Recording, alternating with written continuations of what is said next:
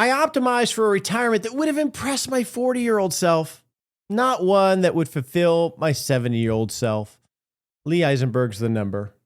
Oops. Welcome to the show dedicated to helping you not just survive retirement, but to have the confidence to lean in and rock it. Oh, oops. My name is Roger Whitney.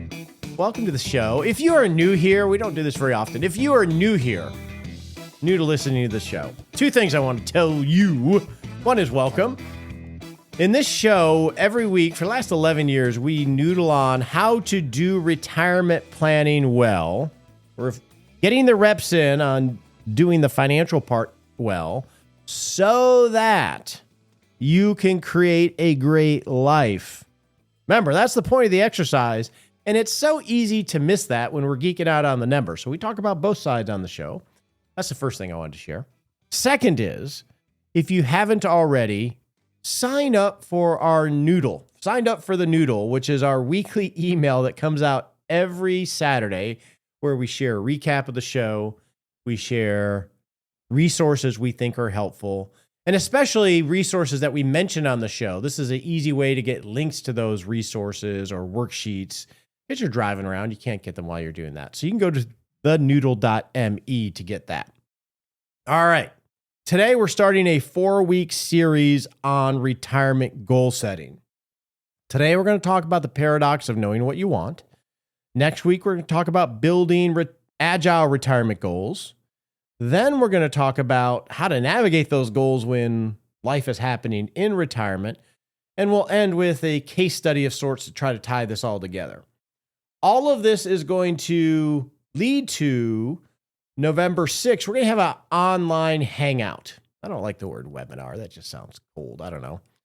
We're going to have an online meetup where I'm going to share some visuals on goal setting, on understanding the go-go years and how to maximize those years. And also, we're going to have open enrollment to the fall cohort of the Rock Retirement Club, a safe place to get all the resources and tools and community you need to really take your retirement planning to the next level. We'll have links to sign up for that meetup here in the Noodle in coming weeks. But today we're going to talk about the paradox of knowing what you want. So, Mrs. Smith, what do you want to spend in retirement? For about 2 decades, that was the extent of my goals conversation. So what do you want to spend? Tell me what you want to spend. I'll tell you a way that's possible, and maybe we can figure out how to do it. What do you want to spend in retirement? I don't know how many times that question gets asked in our heads or in a financial planning meeting. It's a horrible question. Don't answer it. It's a bad question. It's framed incorrectly. One is, how the heck are you supposed to know? You've been toiling away for decades in a career of some sort. You've never retired before. How do you know what you want to spend? Your life has been structured in a way that everything is sort of scripted out career-wise. And now you're supposed to think about the next 20, 30 years of your life when you have no work or no structure and determine what you want to spend. It's a horrible question because it's not very easily answered.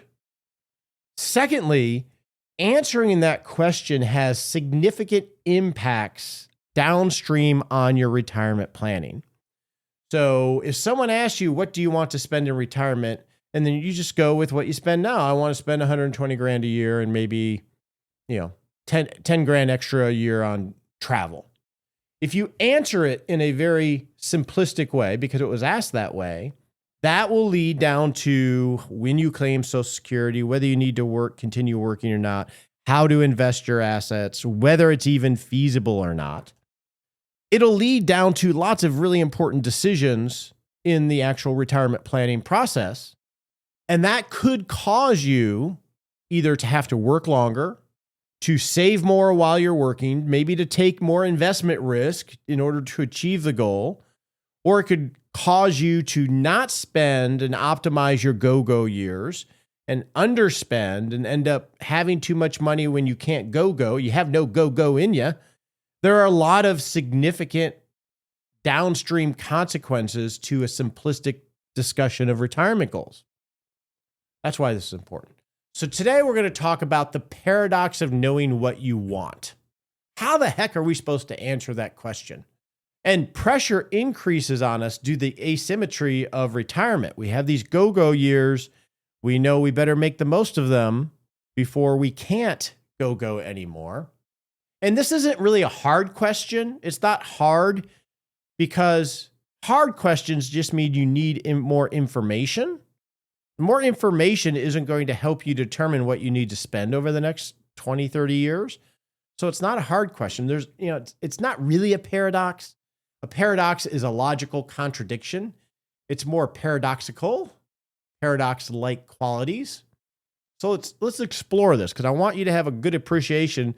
So next week, when we're talking about setting retirement goals, you can be more nuanced and hopefully extract more life from your retirement. So when you're doing retirement planning, especially if you're still working, you're going from abstract, years. Oh, I want to retire at age 60. It's just abstract. It's something in the future. It's not you. It's like a 12-year-old thinking about their career. I want to be a fireman, whatever it is. It's from abstract. Now we're going to reality. This is getting real now.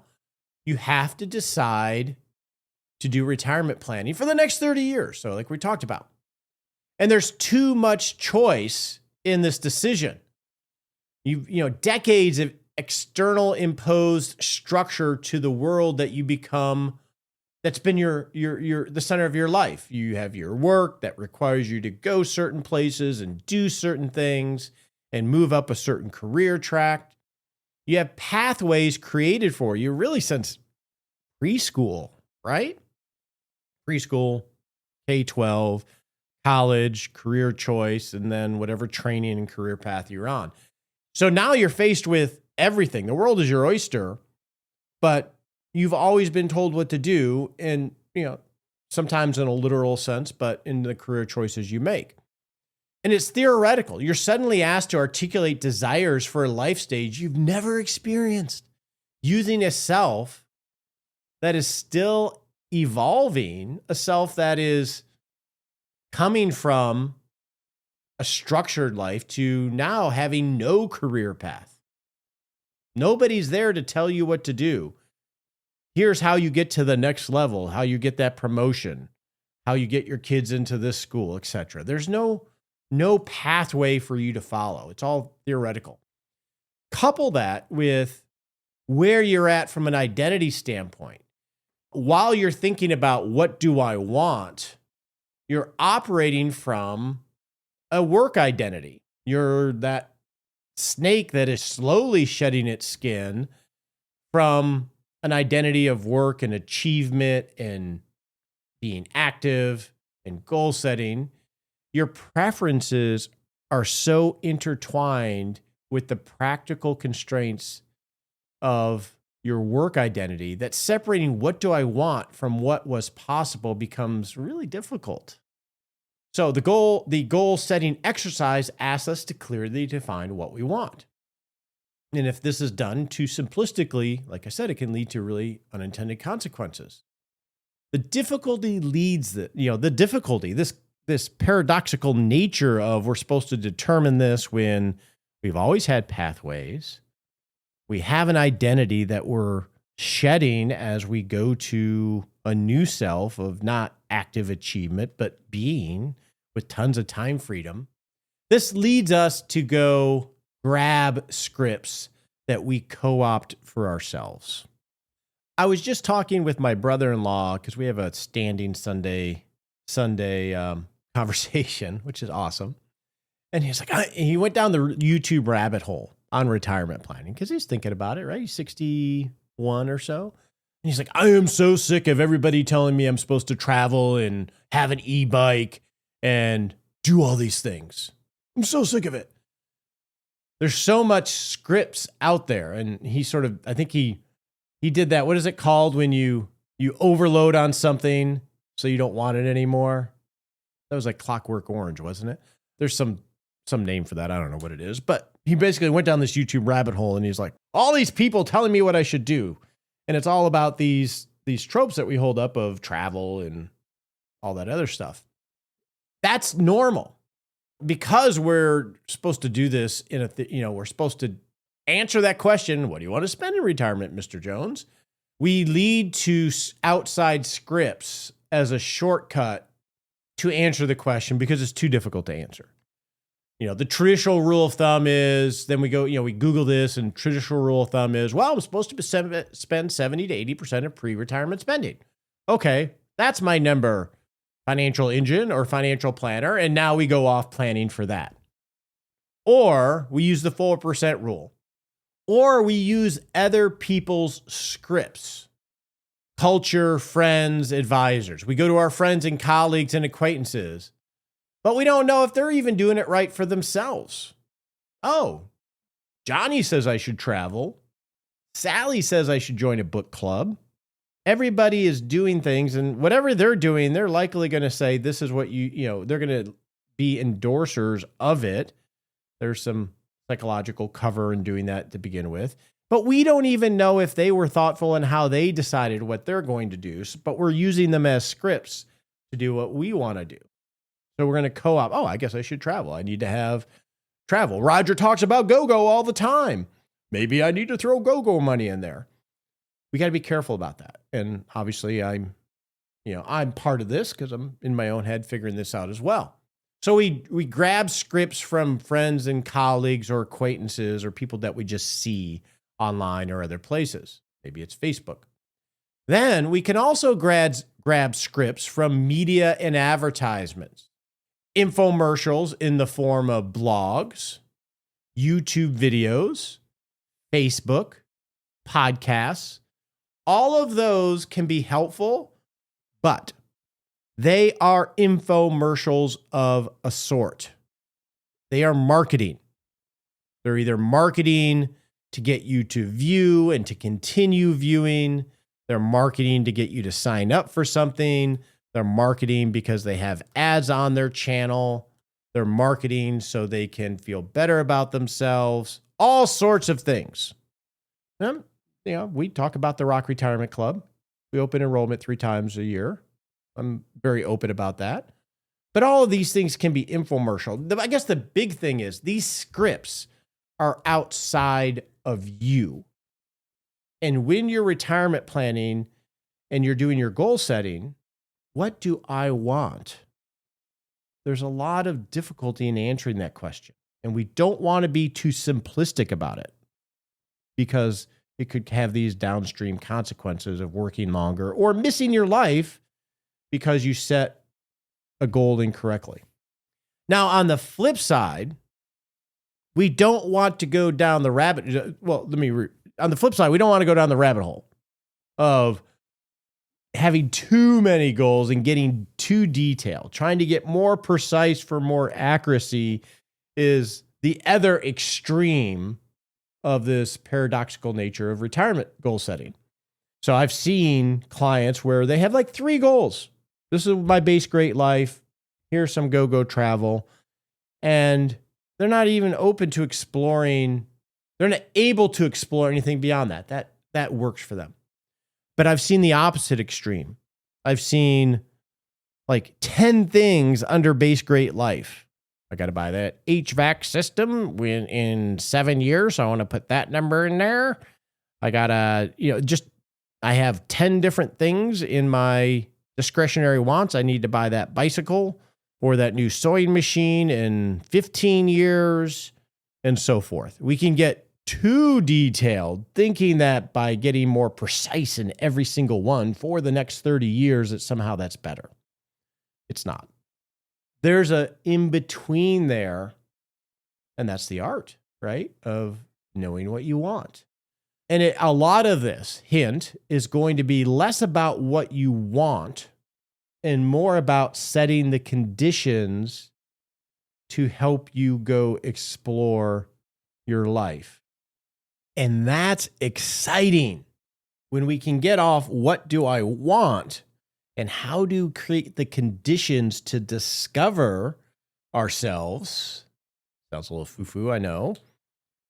That is really exciting. And it takes a lot of pressure off determining what we want our life to be for the next 30 years. And that's what we're going to talk about next week, is how do we set agile goals in a low stakes way to set the conditions to create a great life rather than trying to predetermine what that life actually is. So we're going to do that next week. But for now, let's go answer some of your questions.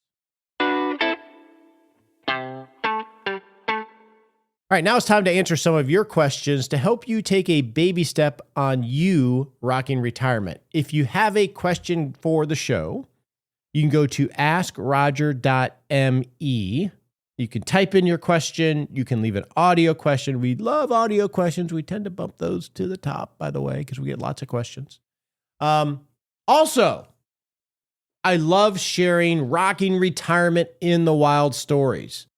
Some way that you are not talking about it, but doing it, living a great life, putting in the reps to live a great life, even if you're in some struggles.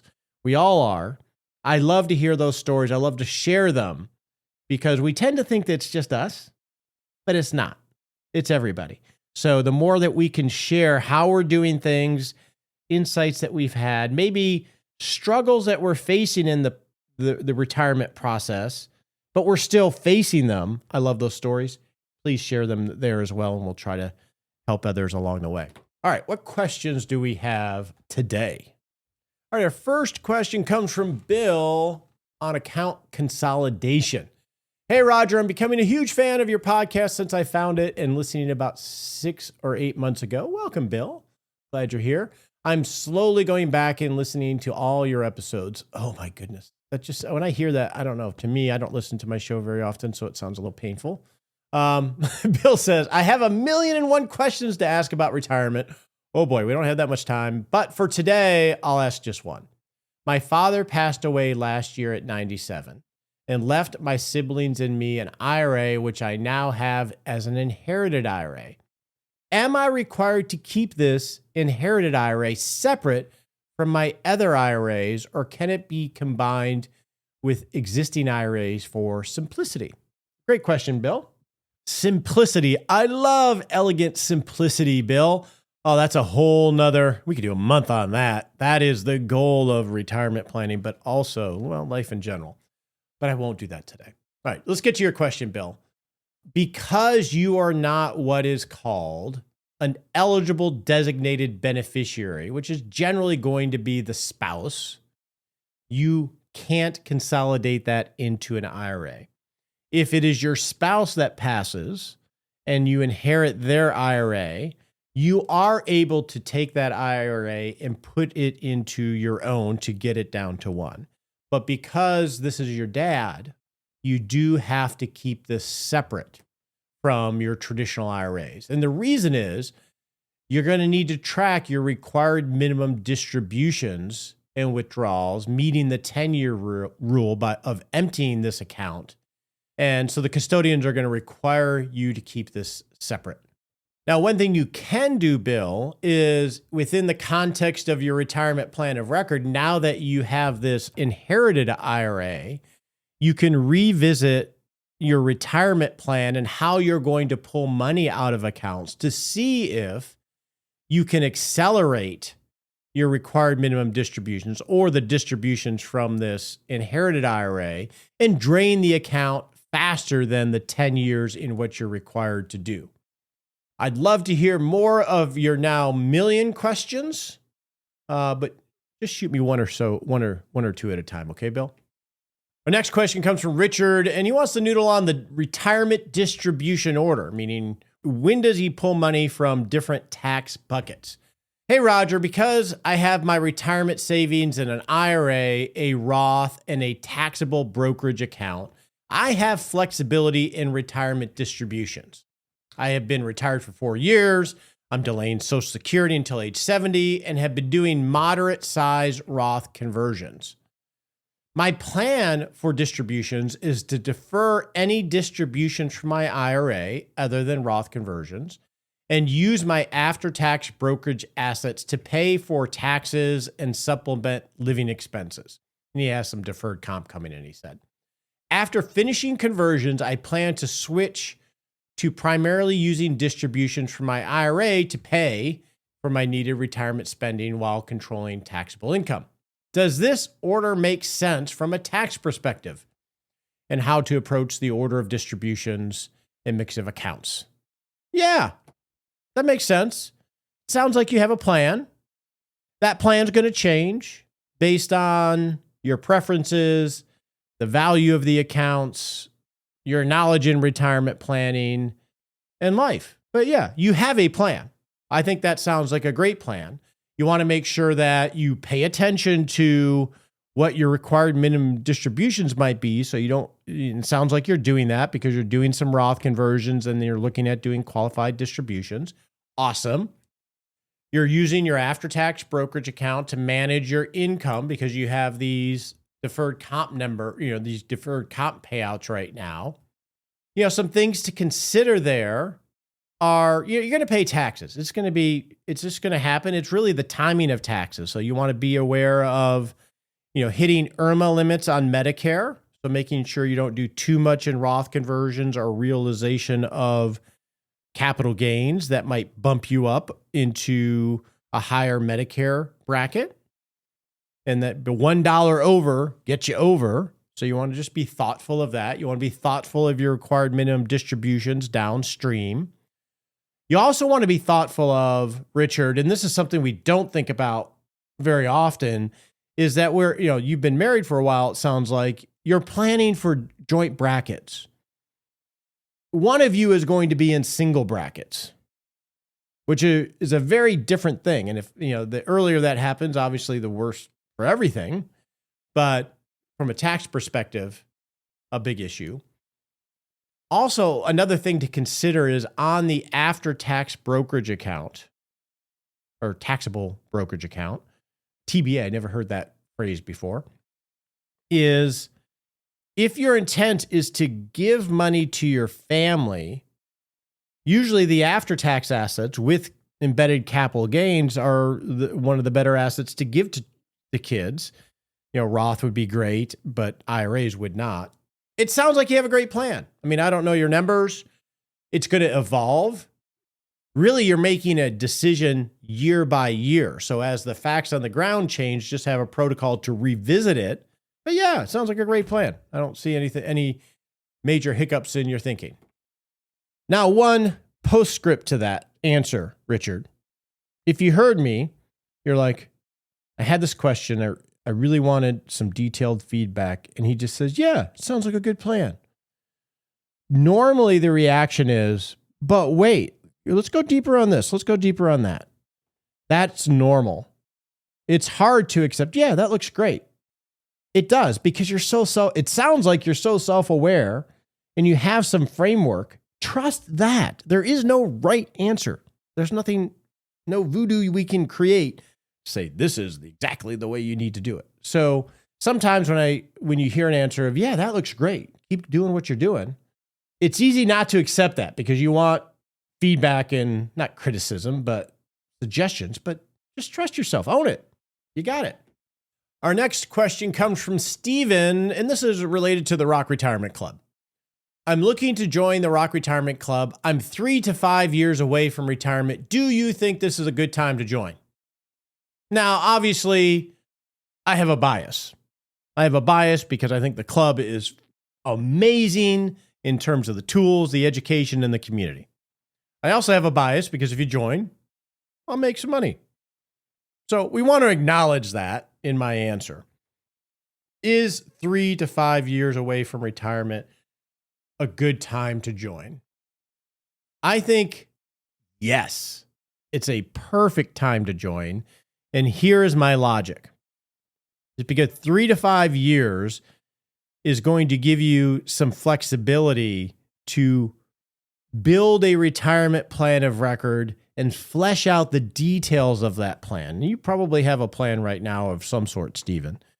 You must if you're on the horizon. But this is going to give you time to go through a thoughtful process and begin again, because you'd want to start at the beginning of the yellow brick road, follow the retirement masterclass, and use the tools and revisit maybe many of the answers that or assumptions that you haven't revisited in a while. So this is a perfect time to do that and flesh this out. And if you have a spouse, to have thoughtful conversations in an organized way as you go through the process. Perfect time to do that so that you can identify gaps in your planning and things that you did right and things that you should start considering. Definitely a good time to do that because you have some time, because a lot of this is pivoting from accumulation, growth to how am I going to pay myself. Second reason is you're going to get world-class tools. These are the same tools I use in my practice with clients. And you're going to get a community and coaches that know how to use the tools and that have done this and have a lot of reps in. You know, the planners that are coaches in the club, we have reps in doing the work. So it's a safe place to get, guidance in group form, not advice. But also you have other people that are in the same spot as you or already retired that have a lot of reps, not just in using the tools and doing the planning, but in life. And the more you can get access to that in a safe way where you're not getting sold anything and we're all respectful, the better. So yeah, I think it's a perfect time. All the conflicts aside. Okay, to finish up today, we have Janice with an estate preparation suggestion. Hey, Roger, I recently discovered your podcast. She's listening on both ends, the newest and the oldest. Interesting. Be interested in that. That's an interesting way of doing that, Janice. Having settled a couple of estates now, she says, my deceased spouse and my mother, I believe there are 3 essential passwords that family needs. Number 1, the password to your phone. Yeah, that makes sense. Number 2, the passcode to your laptop. Makes sense. Number 3, the passcode to your email account. With this information, most other accounts can be accessed. Any statements that don't come in the mail usually will be delivered by email. In my case, I have stored this information in the envelope that holds my will. Also, you have access to the email for authentication and the cell phone for authentication. You can reset passwords. You also have access, like on an Apple computer. If you're in the computer, you have access to the password keychain if someone uses that.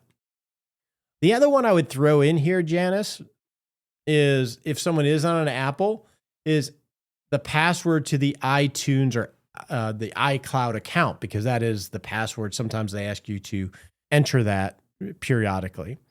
But those are great. So we got password to the phone, password to the laptop, passcode for the email account.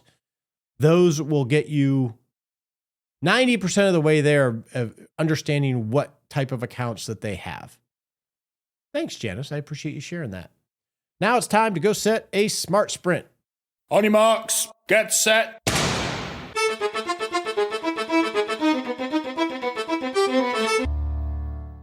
Now it's time to set a smart sprint, a baby step you can take in the next 7 days, not just to rock retirement, but rock life. All right, in the next 7 days, this is a good time to do it, is revisit your retirement goals. Don't make any changes, but just look at them and ask some questions about how meaningful are they to you? Are they too few? Are they too many? Are they someone else's goals that really aren't that meaningful to you? How excited are you about them? Just start to review them from that lens. And next week, we'll talk about how to maybe refresh them in a more agile way.